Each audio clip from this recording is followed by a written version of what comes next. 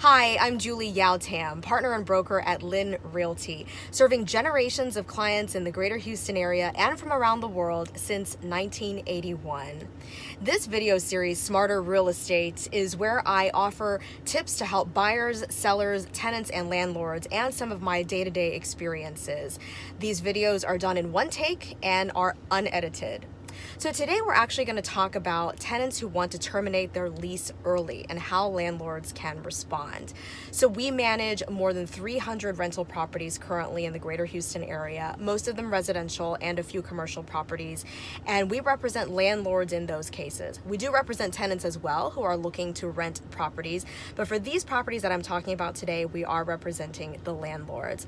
I'm in the museum district today, and you can see a lovely house behind me and some new construction going on. We're going to keep the address private for the privacy of our tenants and also the landlord clients that we serve. But basically, this is an example of a situation where I've come out to this property because the tenant wants to terminate their lease early.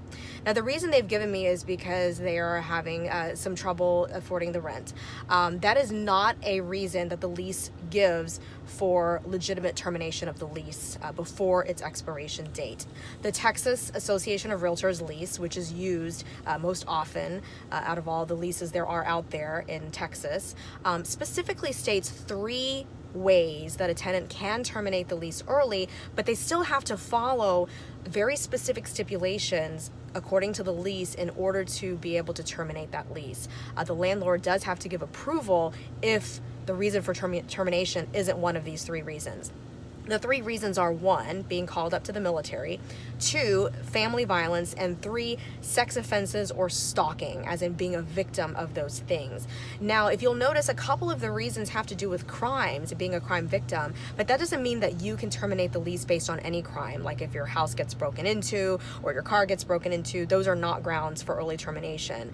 And among these 3 reasons, the lease also spells out, which I'm not going to go into in great detail, but if you pick up a copy of the Texas Association of Realtors residential lease, which you can get from a realtor like myself, you will see the paragraph on page 13, paragraph 28 about early termination that talks about all the steps the tenant needs to take in order to be able to use one of these reasons to terminate their lease.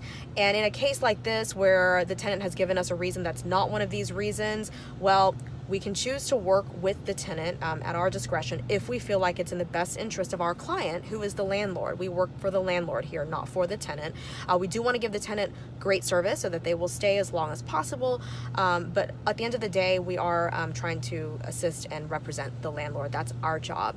And so what the tenant still must do, according to the lease, is pay their rent until a new tenant takes over. So a new tenant has got to get approved and start their own lease and pay rent, and then this current tenant can stop paying rent. There's also some penalties that are outlined in the lease, which are reletting fees.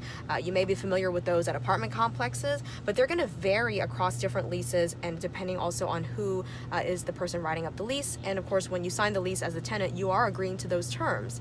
And that is that even once you get to stop paying rent because a new tenant has taken over, you still have to pay a reletting fee based on how that property was leased out again. When I list the property, of course, I'm going to earn 1 month's commission for all of the work that I'm doing to get that property rented out again.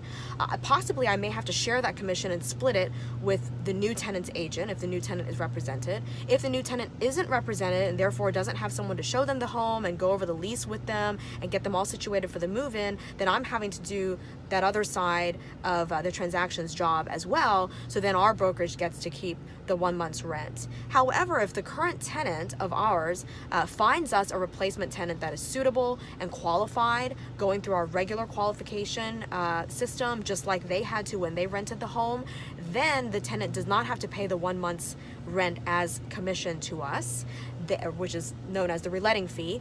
They can keep half month's rent because they would have helped us rent the house out. Even if we put forth all the effort in vetting applications and all sorts of showings and inquiries that we have to field, ultimately, if the tenant is able to get us to lease to someone they find who's qualified, then we give them a break and they only have to pay half a month's reletting fee instead of 1 month's reletting fee. So that's how that works. It can get pretty complicated because there's very detailed stipulations in the lease, so it's really important to read the lease carefully carefully, both on the part of the landlord and the tenant. In this case, the landlord doesn't have to worry about it because we are taking care of them and we know the lease inside and out and are doing what's needed. So if you have any questions about this, any comments, or any ideas for future episodes, please leave your comment below or send me a message, and have a great week. Thank you for watching.